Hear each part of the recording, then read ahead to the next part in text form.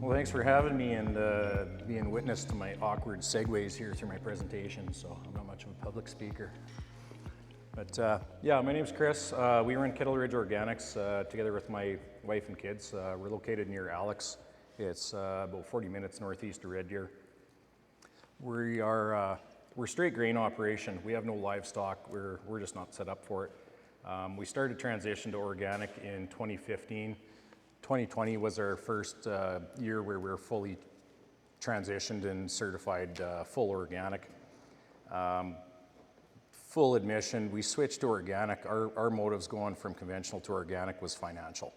We were trying to find a means to generate more income off our smaller acre farm while we're surrounded by, fairly heavy hitters. Organic was the way we decided to go because it looked like it could be more revenue without having to do a lot of infrastructure changes to the existing setup that we already had. So when we started that, we implemented cover crops into the program right from the start.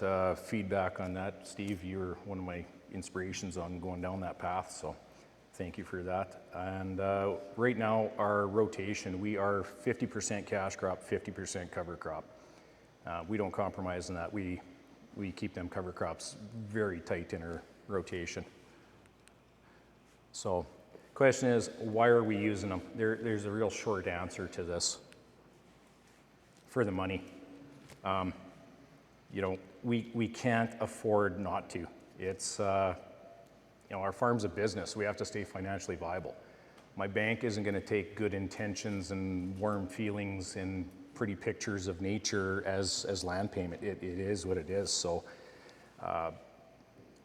the combination of our crop yields, the grade, the farm gate pricing minus your expenses has to meet or exceed what my conventional neighbors are. Otherwise, I'm going to get forced out of the business. I buy the same price for diesel fuel, pay the same rent on land.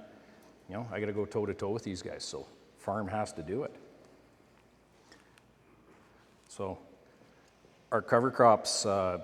Talking about the money factor, the way they help us with that, they keep us in the black while keeping the fields green.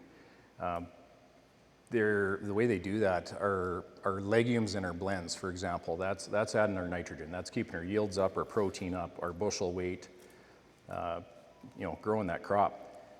The other thing the cover crops do is on that green manure year, that's providing a living root for your soil biology to feed from. That helps break down that parent soil material into a plant available nutrient.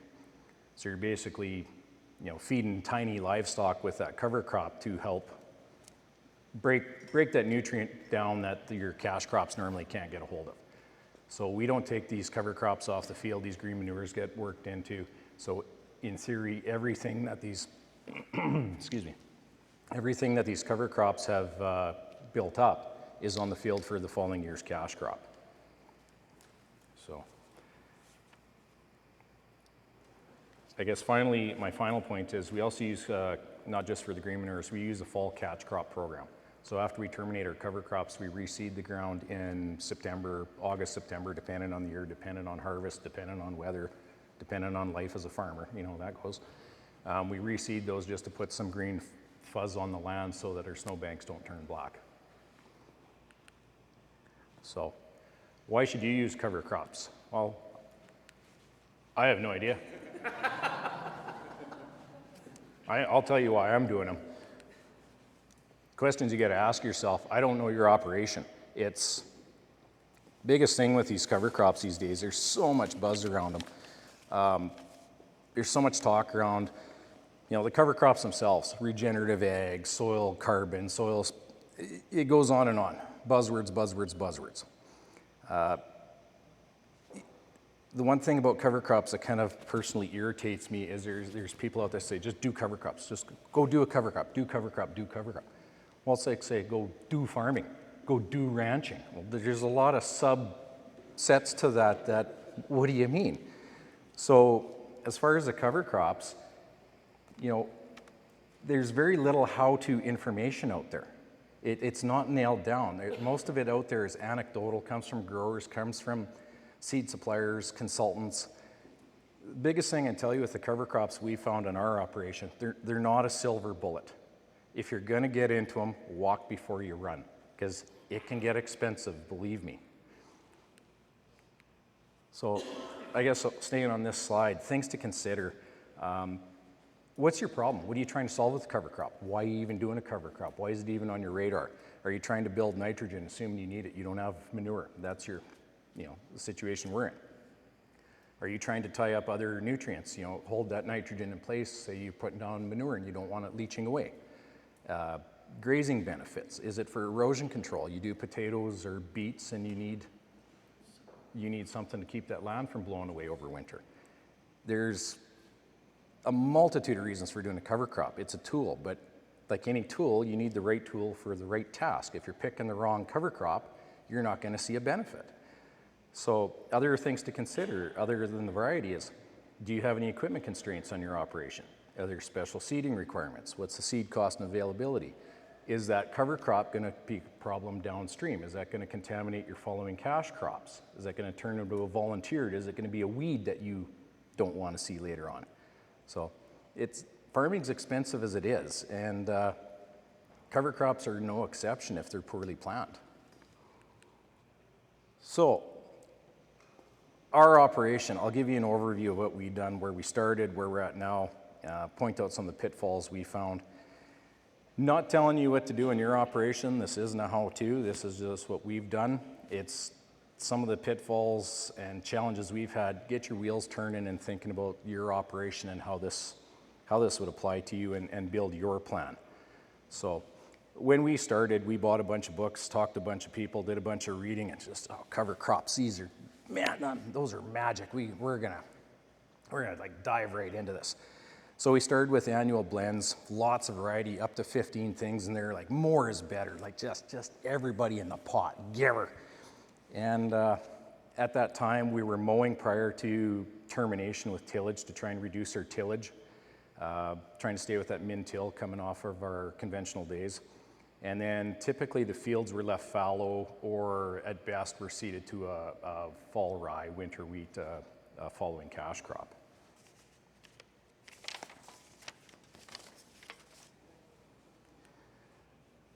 So we had challenges right out of the gate.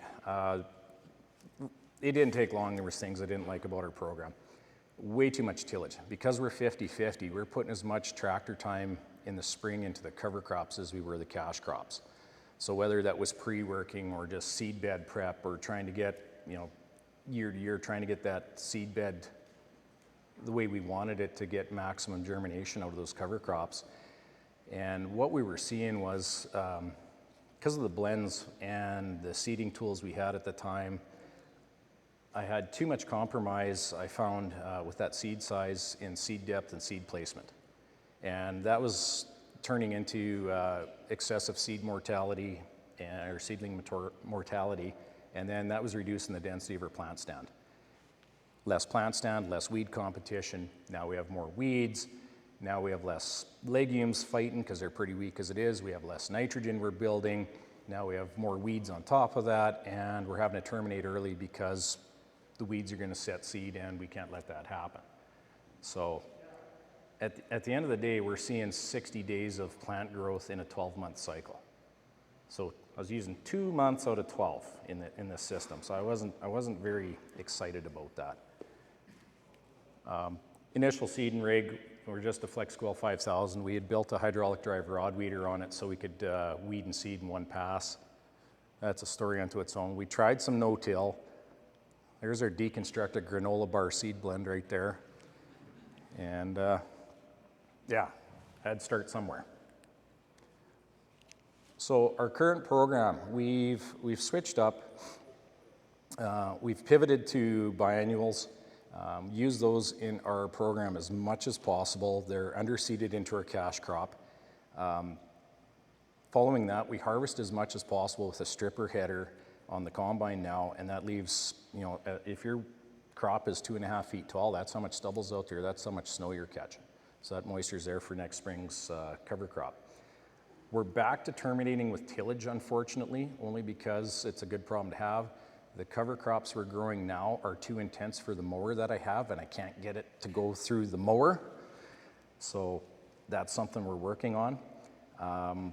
What I like where we're at right now is Right now we have living roots on our fields 22 to 23 months out of every 24-month cycle. So for us, that's been a big thing. Cash crop years, like right now prior to snow, we had green fields. All of our cash crop fields have green material coming out of the stubble. And we're green in April as soon as the snow leaves. So with this program, we've picked up 3 months of growing season we currently weren't utilizing, which was September, October, and April. So, and it's went flawless. There's been no problems. Yeah, eye roll. Yeah, there's been challenges, but they're different challenges. So one has been getting the establishment of these covers, getting a good solid catch, getting a solid stand, trying to minimize the amount of cover crop seed we're wasting because of poor germination, poor catch. We've had some harvestability issues with green plant material of that cover crop starting to protrude into our cash crop canopy. Managing that amount of biomass that we're growing, like we're well over double of what we're doing. Like last year, we were pushing 15 ton to the acre of biomass of surface growth, not including roots, of just pure top growth on our cover crops. So there's a lot of material to work under. It's a good problem to have and just figuring out. And one of the other problems I'm having is just quantifying the benefits, finding the resources, the labs, the agronomists that want to work in the sphere. There's lots of agronomists out there, but most of them are employed by a chemical company.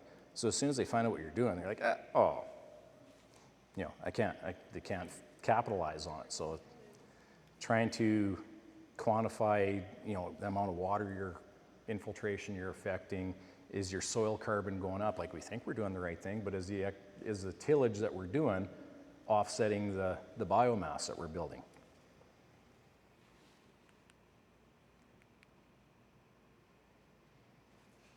Quick point out on that, stripper header in our crop, we're terminating with tillage now. We're getting up to 6 feet of clover in spots that can be fairly rank to terminate. And all of our cash crops have green underneath right now. So the benefits, though, we're gonna keep on this path. The benefits, I feel, anecdotal as they may be, I feel like we're on a better path than when we started. Our diesel consumption on the farm is today half on this program of where we started. So right there, that's, you start knocking $30,000 of expense off your operation, that really starts to affect the bottom line. The living cover, like I said, 22 to 23 months out of the year where we've got something on the land. I really like that part. The biomass is way bigger than our annual blends were, well past double the tonnage per acre. Drainage, water infiltration, water holding have all improved. On the drainage, yes, we've had some dry years, so it's hard to quantify, but I know on the rain events where we normally would have had little slough pockets that would have drowned out in the crop, we don't have those anymore. Those are soaking in. Last fall when we did tests there with the agronomist, we were still holding 1 inch of residual water in the top 12 inches when the neighboring fields were next to zero. So there's definite change there. Yields are up. I'm pushing past the 13% protein on wheat now. I used to have a real problem with that before, so that's a benefit. 53-pound barley is not uncommon in our operation. And just way down on the tractor time and hours, like being that we're 50-50, come spring, half the farm's already done. I don't even have to look at it until it comes time to terminate that clover. It's taken a lot of workload and wear and tear off of tractors and me.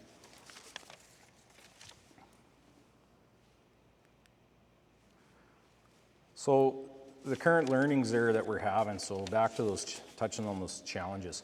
Stand establishment, we've been working really hard to try and get the best stand establishment we can, because that starts right with last year's harvest. If the combine stops and drops piles of straw, well, that chokes out the cover crop and you end up patches of weed out in your field. So residue management, right through to the best way to seed the cover crop, the ideal seeding rate, the timing on the application. Touching base on these photos here, just for reference point, this side of the field, you can obviously see this green line right here.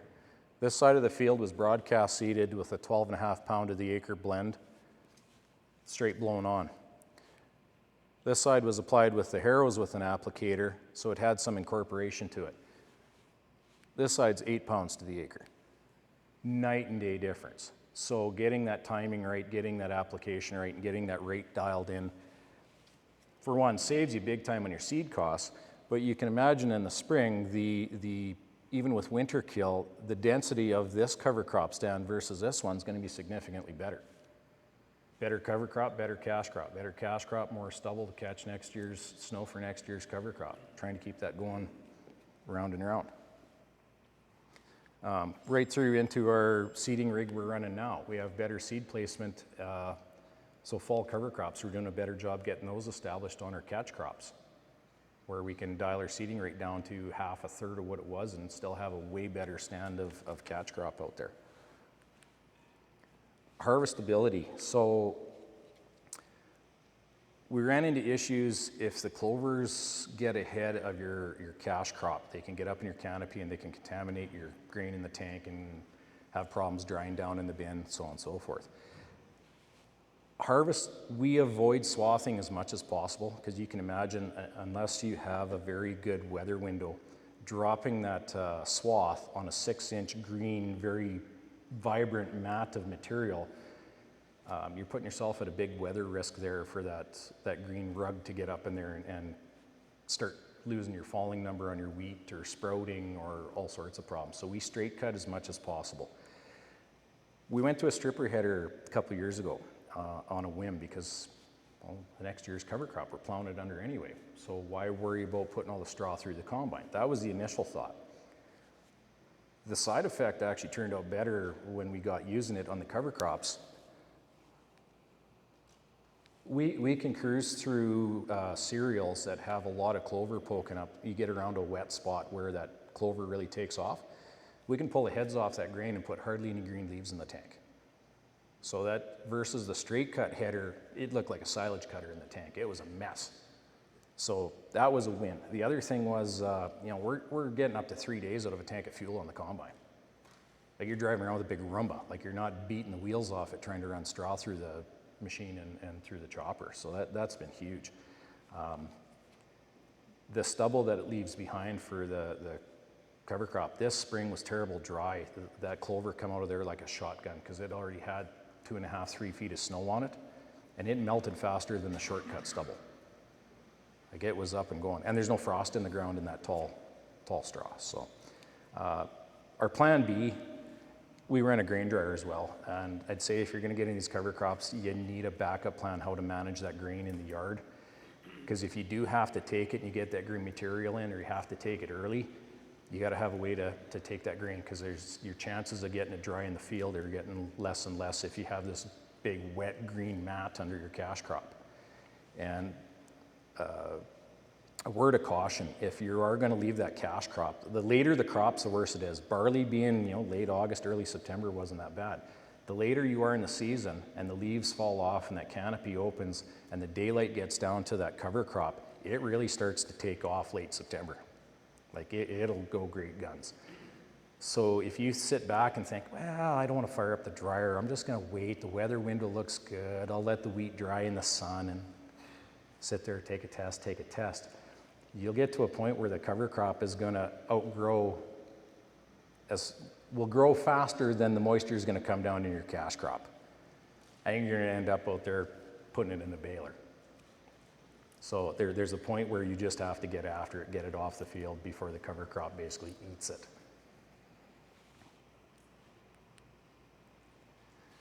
Termination. Originally we were mowing. I really liked that because we could mow and we could go in with the cultivator. I didn't have to run a disc. I try not to run a disc on our land. I don't like the operating cost of a disc, and I find a disc in our soils really powders them up. And I like a shank type tool because it leaves it, the fields look ugly. I mean, they're chunky, lumpy, big balls of straw and stuff, but that doesn't blow, it doesn't wash. It might look ugly from the field for the old timers that like pure black summer fallow, but for me, I like all that schmag there to keep it from ending up in the ditch. So right now, our mower can't process this amount of material. We went from cover crops where we were running a 300 horse tractor on a 20-foot mower, 6 mile an hour, 60% load on the tractor, no problem, give her. Now I put that same tractor in here, we're down to 3 mile an hour. It's pinning 110% on the power gauge, and I'm just waiting for the gearbox to come flying out of that mower. So I'm like, this ain't gonna do her. So we're using a high-speed tillage tool right now. We're using a vertical tillage hybrid disc. My biggest piece of advice for if you grow these cover crops and let them get rank and go to disc them, if you have an excess of time and an excess of diesel fuel on the farm that you need to get rid of, by all means put that disc in the ground 4 or 5 inches first pass. You'll be out there all summer trying to deal with that ball of yarn that you just buried. You'll be hating life. First pass, run it an inch deep, crimp that crop, hit it shallow, hit it fast. I found, counterintuitive, you'd think leave it for a week, come back when it's dry and it should bust up better. No, it turns into wire. It's not much fun again.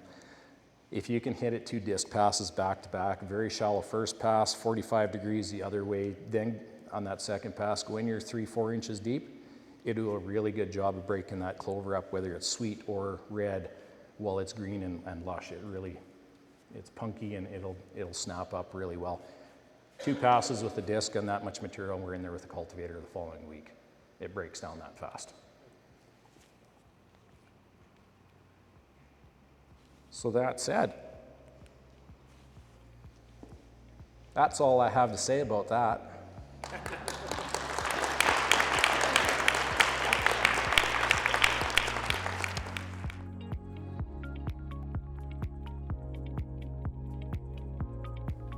Thank you. Thanks for inviting me here today to speak to you guys. I'm gonna talk to you guys about what we do and why we do cover crops and how we select them. We are not organic, we're conventional regenerative, I'd say. We would like to go organic if we had the choice or the knowledge how to do it, but right now we're pretty comfortable with what we're doing right now, and maybe I can learn something from you guys in the next couple of days here.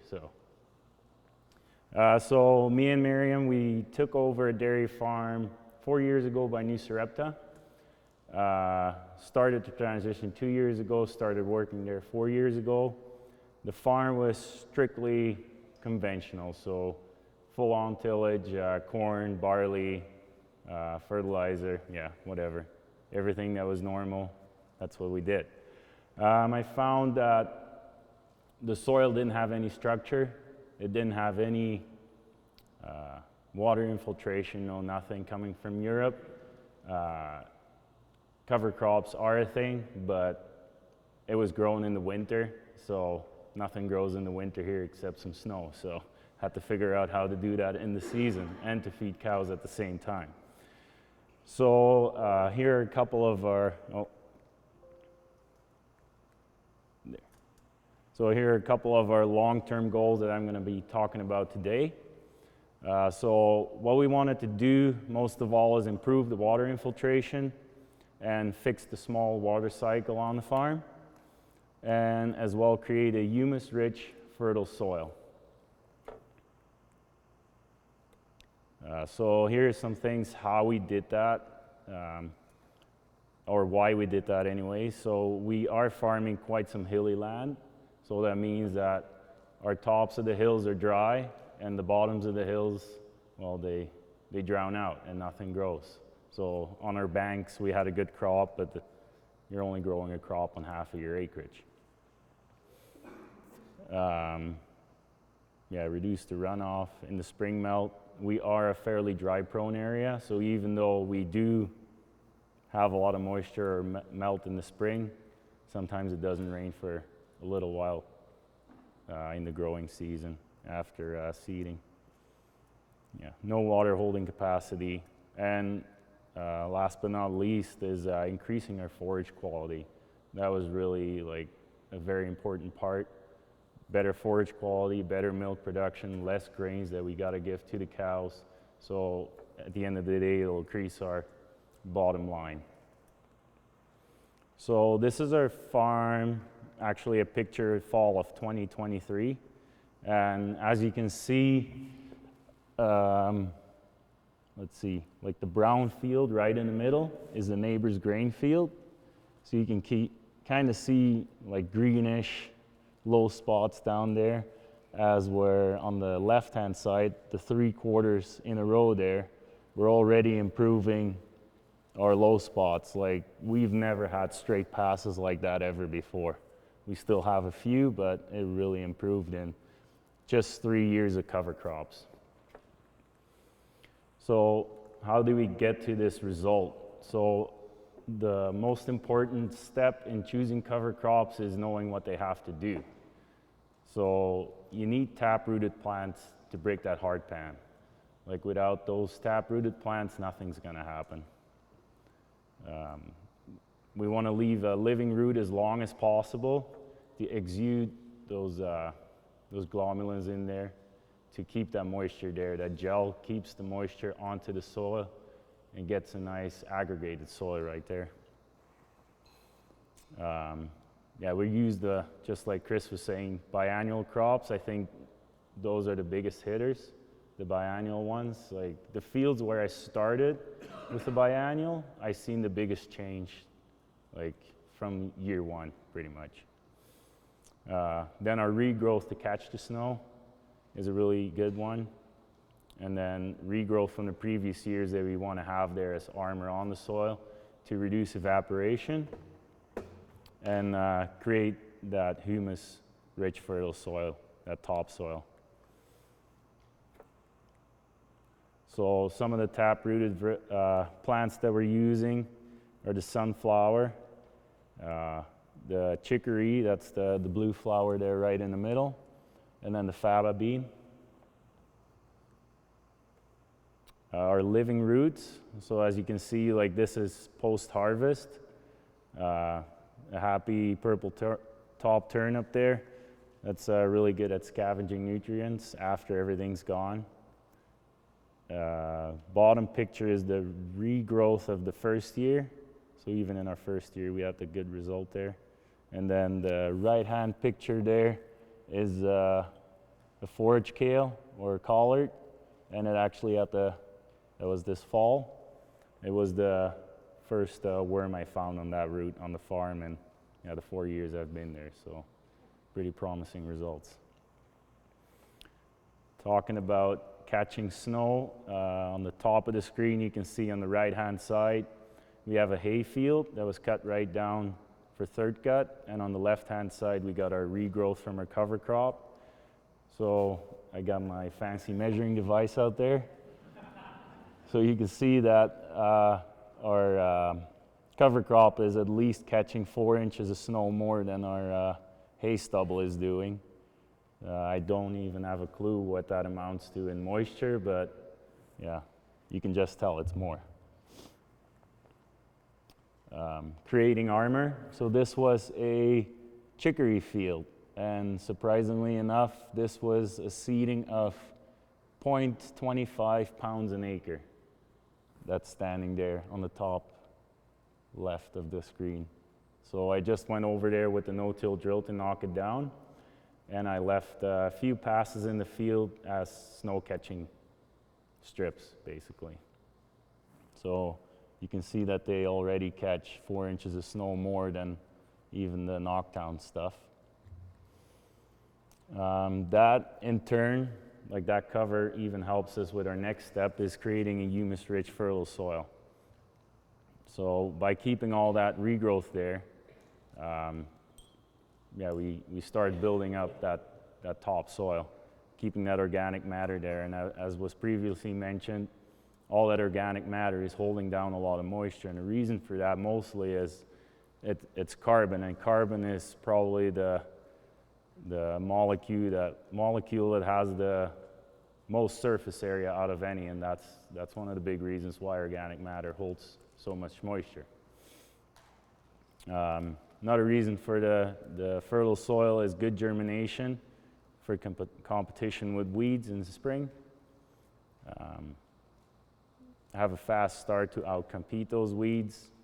And what we've seen over the last 3 years is we actually changed our succession in the soil. So we went from a low succession and we created higher succession, which means that year 1 we saw like lamb's quarters was really dominant. Year 2 we've seen sisal was fairly dominant, and yeah. So first 2 years I was like, I'm not sure if this is actually gonna work. But then year 3 now we really seen a big change that, yeah, I very happy with how little weeds we actually had. And we're very fortunate that all we grow is forage right now. So even if there's some weeds, it has lots of value, feed value in there.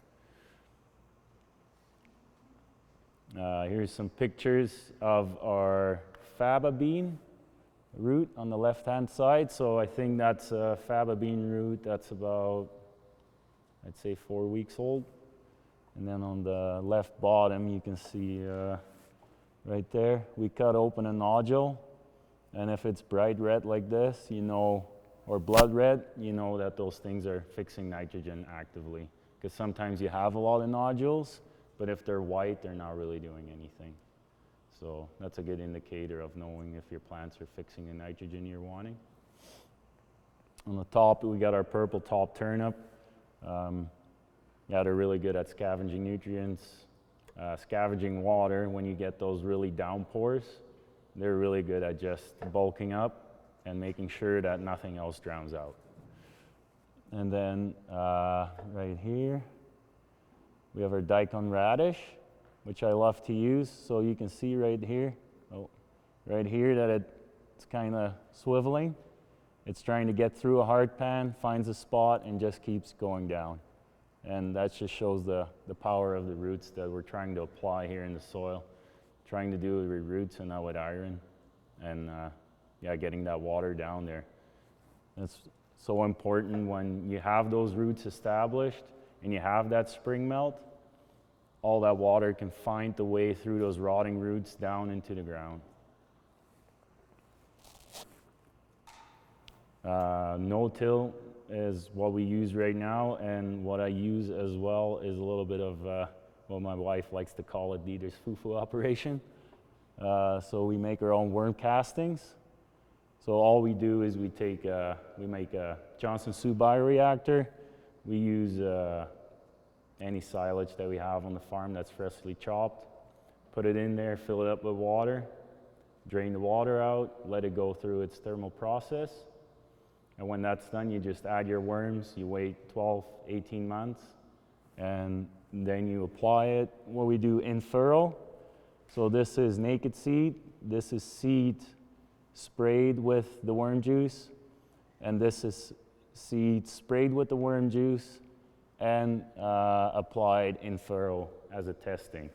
And after I've seen that, I was like, well, it looks like we can spend some money in building some proper setup for using that stuff. So that's something we're really working hard on this coming winter, is really increasing the use of that. Using animals on the land. So this is a little trial we did with our dry cows. Just a little 5-acre piece we left. We trampled it, and we'll see the results next year. But I think the best bioreactor you can have is a cow.